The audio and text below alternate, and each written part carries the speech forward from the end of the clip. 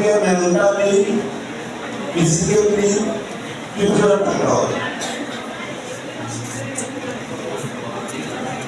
কথা বলা, যেমন একটা রুমে ফিসফিস করা, একজনের সাথে আরেকজন কথা বলা, প্রথম টেবিলে একটা রুমে প্রথম টেবিলে এরকম একটা হয়েছে প্রথম না লিখতেছে শেষ পর্যন্ত তার কাছে একই লেখা।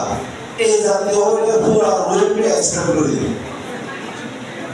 এই জাতীয় হলে পুরা রুম এক্সপ্লেন হবে, যে দেখাবে যে দেখবে উভয় সমান হবে।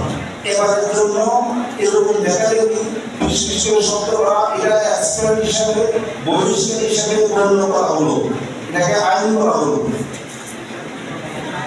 তারপরে আমি এইখানেও দেখি যে অনেক ছেলে মেয়ে রাত্রেও ভালো কিছু খায় না, সকালেও নাস্তা করে আসে না, এরা এসে এখানে রোগ পেশারা ভিড় হয়ে যায়। আমাকে ওসেরাই কিংবা মাঝে কিংবা বিস্কুট কিংবা এদেরকে খাওয়াতে হয়। তো তোমাদেরকে বলা হয়েছে হাইজিনিক নাস্তা করে যাবে। অনেক সময় বিভিন্ন মেন্টাল প্রেশারেও লো প্রেশার দেখা দেবে, ভালো নাস্তা না করে গেলে লো প্রেশার দেবে, দেখা দেবে। এই জন্য তোমাদেরকে হাইজিনিক নাস্তা করে যেতে হবে। সকালবেলা ভালোভাবে নাস্তা বাথরুম হিসেবে সুন্দরভাবে গোসল করে পরিষ্কার করে দিতে হবে। ভক্তদেরকে সহযোগিতা করবে, একদম পরীক্ষা শেষ না হওয়া পর্যন্ত ভক্তরা এই ছাত্রছাত্রীদের ওনার রুমে যতজন ছাত্রছাত্রী আছেন পুরা বুঝে না হওয়া পর্যন্ত কোনো ছাত্রছাত্রীকে পরীক্ষার হল ত্যাগ করতে দিবেন না।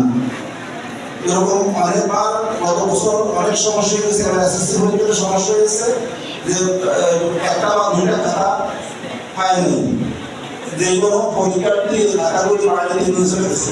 পরীক্ষা খারাপ হওয়ার কারণে টাকা জমা না দিয়ে এই কাজের জন্য রেকর্ডকে দায়ী করা হবে এবং সংশ্লিষ্ট কার্যসূচি দায়ী হবে।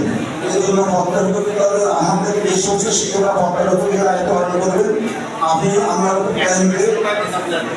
যতজন শিক্ষার্থী থাকবে তাদের কাছ থেকে এতটা খাতা বুঝে না হওয়ার জন্য তাদেরকে হল ত্যাগ করতে দিবেন না। তো মোটামুটি আরো এরকম 31টা নিয়ম আছে। আসল ব্যাপার হলো তোমরা আমাদের ছেলে মেয়েদেরকে আমরা অগ্র হিসেবে তা আমি দেখছি, তোমরা তোমাদের কেন্দ্রগুলিতে অগ্র হিসেবে পরীক্ষা দেবে এবং তাতে এই জাতীয় কোনো নিয়ম না হয় যা পড়ে ছেলে মেয়েগুলি বেয়াদব অভদ্র। বিগত বছরগুলিতে আমরা এই সমস্ত পাইনি। এবারও আশা করি তোমরা আমাদের কাছ থেকে আমরা এই আচরণ আশা করব।